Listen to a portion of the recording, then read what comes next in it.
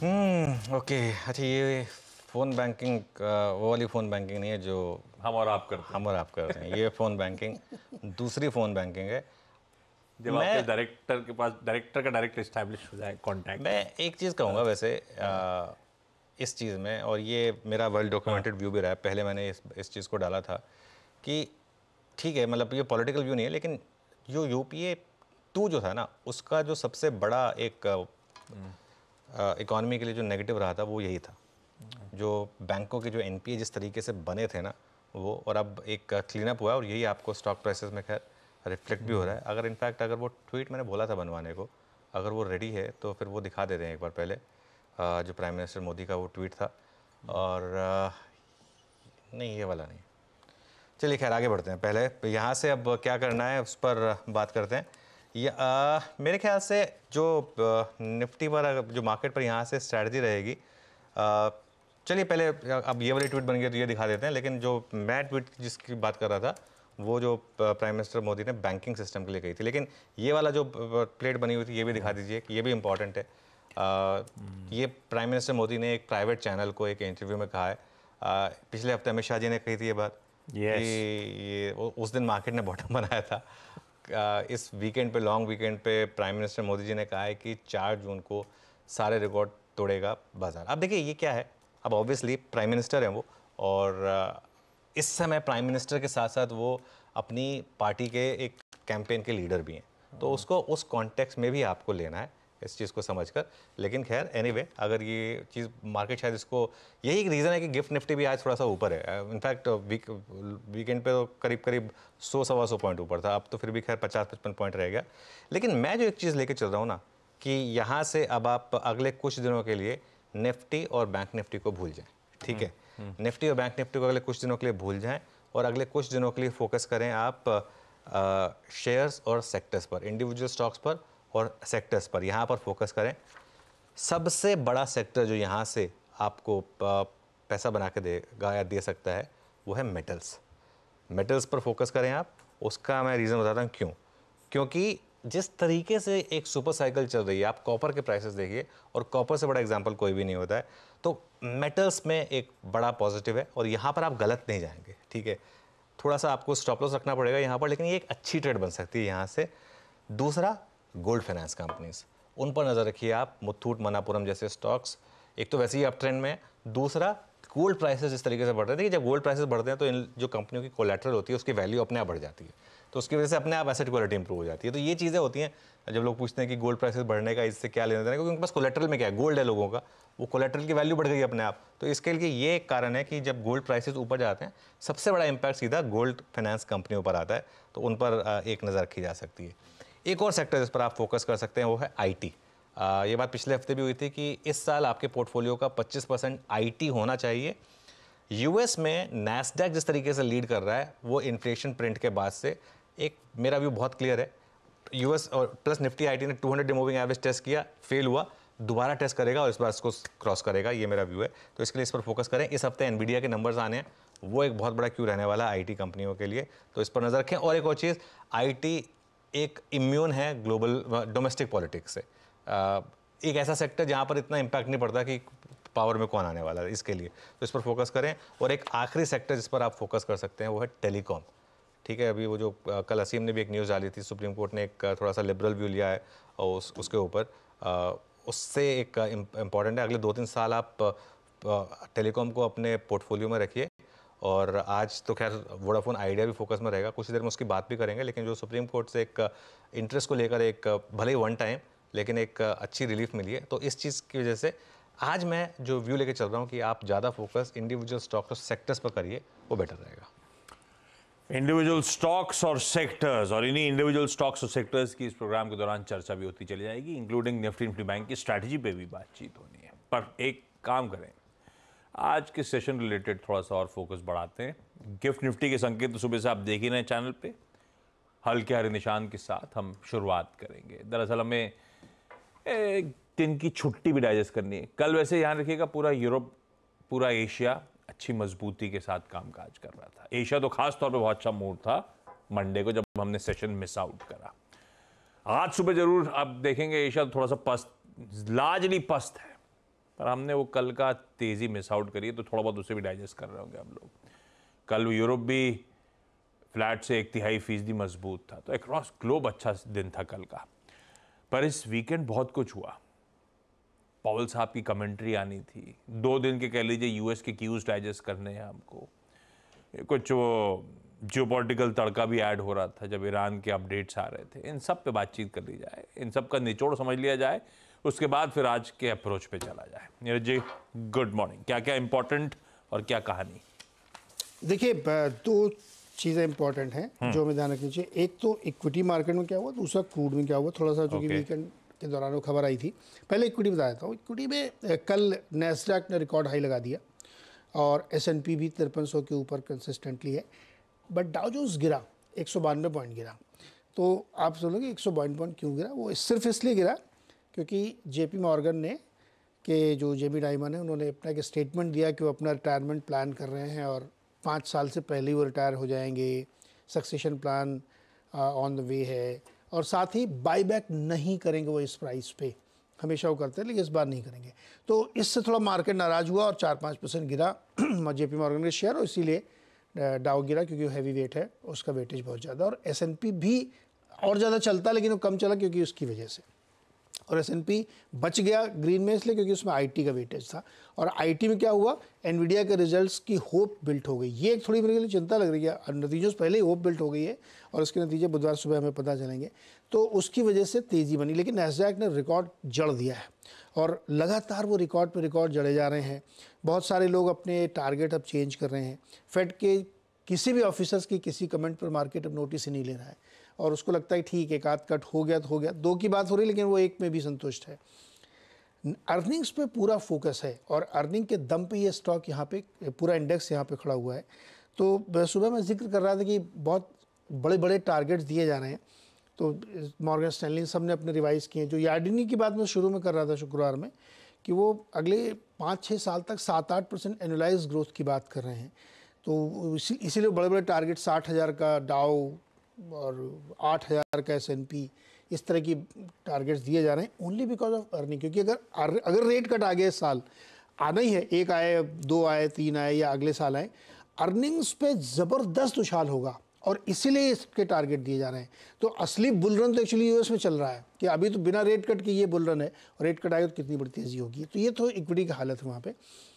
Crude में क्या हुआ कि ईरान के राष्ट्रपति और उनके विदेश मंत्री, कई सारे और लोग, एक हेलीकॉप्टर क्रैश हुआ उनके नॉर्दर्न रीजन की तरफ, जहाँ मौसम बहुत ख़राब था, उसकी वजह से हुआ और उन दोनों लोगों की मृत्यु हुई उसमें। तो उसकी वजह से थोड़ा सा लगा कि जियोपॉलिटिकल टेंशन बढ़ सकता है, कोई कॉन्स्पिरेसी थ्योरी हो सकती है, कोई सैबोटाज हो सकता है। लेकिन ऐसी कोई थ्योरी या ऐसी कोई बात अभी तक निकल के नहीं आई है और इसीलिए कच्चा तेल जो $1 चला था वो गिर गया। और जो चला था वो भी इसलिए चला था कि यूएस ने अपने स्ट्रेटजिक रिजर्व के लिए ऑयल ख़रीदा था। इस खबर पे क्रूड ने मूव भी नहीं किया है। तो ये ठीक ठाक खबर थी, इसलिए क्रूड में कोई दिक्कत नहीं आई। और अब ईरान में बाद में क्या होता है, वहाँ कौन नया राष्ट्रपति बनेगा, विदिन 50 डेज़ वहाँ इलेक्शन होने, उसके बाद वो बनेंगे। अभी तो वाइस प्रेसिडेंट जो है उन्होंने ले लिया है। तो ये सब चीज़ें बात की कहानी, लेकिन क्रूड की तरफ से सपोर्ट है। तो नेट आपकी इक्विटी मार्केट यूएस के तूफ़ानी दौर में है, कहीं कोई दिक्कत है नहीं वहाँ पे। लीजिए भाई, ग्लोबल हैंडओवर बढ़िया है, कोई दिक्कत नहीं है। वो ईरान के इंसिडेंट के बाद कुछ डर हो तो अक्रॉस एसेट क्लासेस कोई खास रिएक्शन नहीं, तो ग्लोबल हैंडओवर बढ़िया है। अब समझ लिया जाए आज का ट्रेड। अब आज का ट्रेड सेट थोड़ा कंफ्यूज है। आप सैटरडे वाला लोगे, फ्राइडे वाला लोगे? मैं एक्चुअली फ्राइडे वाला लेना चाह रहा था, लेकिन अब क्या है कि सैटरडे पड़ गया छोटा सा। सैटरडे नहीं, हाँ सैटरडे, सॉरी, हाँ सैटरडे पड़ गया था। अब उसको उसी को लेना पड़ेगा, हाँ, क्योंकि ऑल सडन डन मार्केट तो रिएक्ट कर चुका है। हाँ, तो उसी को ले लेते हैं। सैटरडे को DIS ने 153 करोड़ की सेलिंग की, FIS ने 93 करोड़ की बाइंग की। लेकिन देखिए, इस चीज़ को समझ लीजिए, ये आंकड़े टेक्निकली मीनिंगलेस हैं क्योंकि ग्रॉस नंबर्स कुछ भी नहीं है। ठीक है, ग्रॉस नंबर्स आप देखिए, FIS के कुल मिलाकर 51 करोड़ की बाइंग है और 144 करोड़ की सेलिंग है। DIS की भी 150 करोड़ 300 करोड़ का मामला है। तो इसके लिए इस नंबर को कोई सेंस बनती नहीं है। इंडेक्स फ्यूचर, स्टॉक फ्यूचर्स भी पढ़ देते हैं आंकड़े, वैसे कोई सेंस नहीं बनती है। 134 करोड़ 144 करोड़ सेंस जिस नंबर्स की बनती हैं उन पे आ जाते हैं एक्चुअली। उसके बाद आप इंडेक्स फ्यूचर्स में भी, with in index futures Nifty, bank Nifty, again उसकी भी कोई खास वैल्यू है नहीं। अगली प्लेट दिखा दीजिए प्लीज़। और उसके बाद ट्रेंड पे आ जाते हैं, क्योंकि ट्रेंड ज़्यादा ज़रूरी है। पिछले 4-5 दिन में क्या हुआ है उसमें आप एक चीज़ देखेंगे, 17 तारीख वाला नंबर इंपॉर्टेंट है क्योंकि 17 तारीख को फुल ट्रेडिंग डे था। उस दिन 600 करोड़ की बाइंग हुई थी और पहले साइन मिले थे शॉर्ट कवरिंग खत्म होने के, सॉरी शॉर्टिंग खत्म होने के। इवन अगर आप उसमें देखेंगे जो कॉन्ट्रैक्ट्स है उसमें भी देखेंगे, अगेन सैटरडे वाला नंबर पहले आएगा, उसकी इतनी सिग्निफिकेंस नहीं है, लेकिन उसके बाद की जो प्लेट है ना वो आपको इंटरेस्टिंग दिखेगी। क्यों? क्योंकि 16 तारीख को हम थे -2.6 लाख शॉर्ट पोजीशंस पर, जो फ्राइडे के ट्रेड में -2.48 पर आ गए थे। तो 12,000 के करीब शॉर्ट कवर हुए थे फ्राइडे को।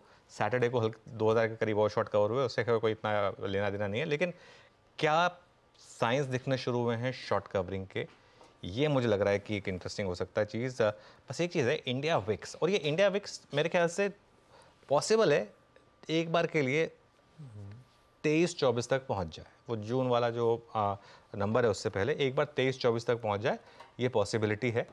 इस चीज़ का आपको ध्यान रखना है। ऑप्शंस में अगर आप ट्रेड कर रहे हैं तो इस चीज़ का खास ध्यान रखना है आपको। और यहाँ पर बैन की जहाँ तक बात है, सैटरडे को ऑब्वियसली कोई नया स्टॉक बैन में आया नहीं, ना ही कोई स्टॉक बैन से बाहर आया। तो जो हमारे 13 स्टॉक बैन में है ऑलरेडी, उसकी लंबी चौड़ी जो एक लिस्ट है वो आपकी स्क्रीन पर आ जाएगी। सेटअप न्यूट्रल मान कर चलिए। अब रिजर्व खिलाड़ी भी टीम में आ चुके हैं। तो 13 ठीक है। ये है ग्लोबल मूड, हैंडओवर ग्लोबली अच्छा, हमारा ट्रेड सेटअप न्यूट्रल। अब आज का अप्रोच, वैसे सैटरडे का छोटा सेशन होगा लेकिन मूड ठीक था। सेकंड सेशन में जाते जाते बढ़िया, जाते जाते तेजी बनी। Back to back third straight trading session हो गया जब निफ्टी हरे निशान में नजर आया आपको। अब 22,500 पे खड़ा हुआ निफ्टी लग कैसा रहा है? अप्रोच क्या रखें? अप्रोच मेरी आज रहेगी सबसे पहले सेल ऑन रैली की। आगे देखिए, मैं एक चीज़ बहुत क्लियर कर देता हूँ लोगों को। मैं इंडेक्स पर जो व्यू दे रहा हूँ वो आज इंट्राडे है प्योरली। इन्वेस्टर्स तो मेरा व्यू जानते ही हैं और पोजिशनल ट्रेडर्स मेरा व्यू जानते ही हैं कि ये मार्केट न्यू हाई पर जा रहा है। लेकिन डे ट्रेडिंग में पैसा कैसे बनेगा ये आना चाहिए लोगों को, क्योंकि हम एक बहुत क्रूशल रेजिस्टेंस के करीब खड़े हैं। पहले तो 22,626, अगर आप ऑप्शंस बेस देखें 22,626 क्रॉस होने में टाइम लगेगा, और दूसरा 22,795 जो आपका ऑल टाइम हाई है। इन लेवल्स पर फ्रेश बाय नहीं बनता है, रिस्क रिवॉर्ड आपके फेवर में नहीं है। तो इसके लिए एक लीप ऑफ फेथ ट्रेड है कि ये एक बड़ा रेजिस्टेंस है, यहाँ एक बार के लिए फेलियर आएगा ही आएगा। इसके लिए सेल बनता है 22,570 से 22,600 का एक जोन है। 22,570 से 22,600 का जोन है। अगर ये मिल जाए आपको, वो दिखा दे आपको गिफ्ट निफ्टी उस दिखा रहा है कि वहीं पे खुलेंगे हम, एक सेल मार दें आप और एक 50 पॉइंट का स्टॉप लॉस लगा दें 22,650 का। अगर ये ट्रेड चल गई आपको 150 पॉइंट दे देगी, 100-150 पॉइंट, वो मेरे ख्याल से ठीक ठाक होगा।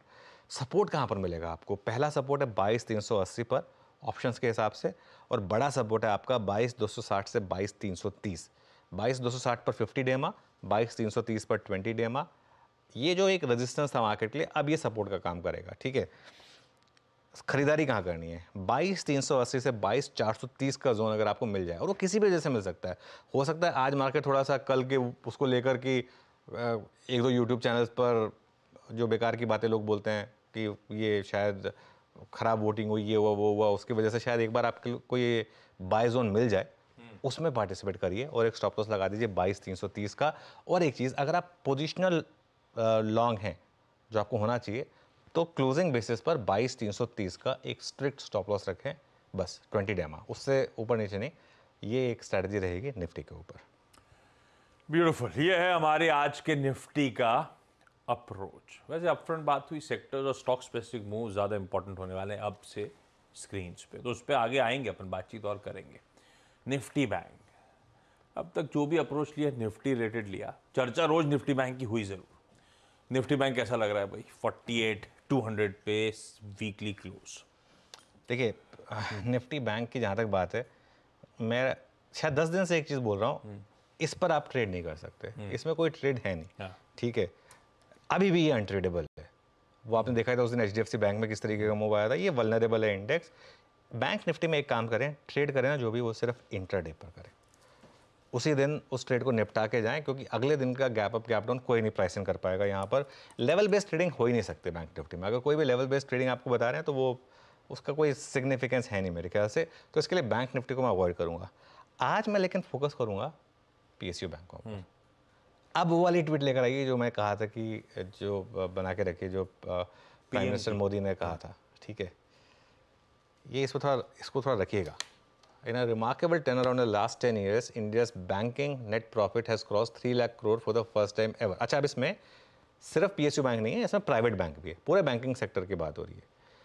जब हम पावर में आए थे, कह रहे हैं, तब बहुत ज़्यादा लॉसेस थे, और वो जो फ़ोन बैंकिंग की बात कर रहे थे प्रधानमंत्री जी, उसकी वजह से। और ये एक इम्पॉर्टेंट ट्वीट है, ठीक है, और ये फैक्चुअली करेक्ट ट्वीट है, फैक्चुअली करेक्ट ट्वीट है ये, क्योंकि हमने बार बार इसका एनालिसिस किया है। मैंने तो एक जब PSU बैंकों की रैली शुरू हुई थी, मैंने तब एक एनालिसिस भी किया था कि ये तो रैली की भी शुरुआत है। Yes. अभी तो PSU बैंकों में बड़ी रैली होनी है, ठीक है। तो जिस तरीके से बैंकों के NPA हुए थे आशीष, ऐसे ऐसे लोगों को ऐसे ऐसे लोन्स मिले थे जिन्होंने खुद, आप जुहू चले जाएंगे ना, अगर जुहू चौपाटी पर आपको लाइन से 20 बंगलों दिखेंगे। वो 20 बंगलों में वो लोग रहते हैं जिनकी कंपनियों के आपने कभी शायद नाम ना सुने हो, लेकिन जो हिस्टोरिक सबसे बड़े NPAs में आते हैं। उनमें से एक पावर कंपनी भी है, अब मैं नाम नहीं लूँगा, लेकिन लोग समझ जाएंगे कौन सी कंपनियों की बात हो रही है। उनके बंगले बने हुए थे, और वो पूरे के पूरे सब NPA बन गए थे सिस्टम में, ठीक है ना। तो क्लियरली कुछ तो गड़बड़ हुई थी उस समय, लेकिन अब खैर चीज़ें सॉर्ट आउट हुई हैं, तो ये एक अच्छी चीज़ है। तो PSU बैंकों पर मुझे लग रहा है कि आप थोड़ा सा फोकस रखें, क्योंकि यहाँ पर अभी भी वैल्यूएशन कंफर्ट है, specially names like SBI, bank of Baroda, अभी भी थोड़ा सा बैंकिंग में वैल्यूएशन कंफर्ट है। इन पर फोकस करें आप, instead of taking a view on the index itself. बिल्कुल ठीक, ये हो गया निफ्टी बैंक का अप्रोच, निफ्टी का अप्रोच, ग्लोबल संकेत और आज का ट्रेड सेटअप। एक्सपर्ट्स जुड़ रहे हैं, कुछ ही देर में इनके पास भी बातचीत की भी ले जाएंगे, बहुत कुछ है इनसे भी बातचीत करने के लिए। खबरों वाले स्टॉक्स भरे हुए हैं, इनके खुद के ट्रेड आइडियाज़ पे भी फोकस होगा, लेकिन पहले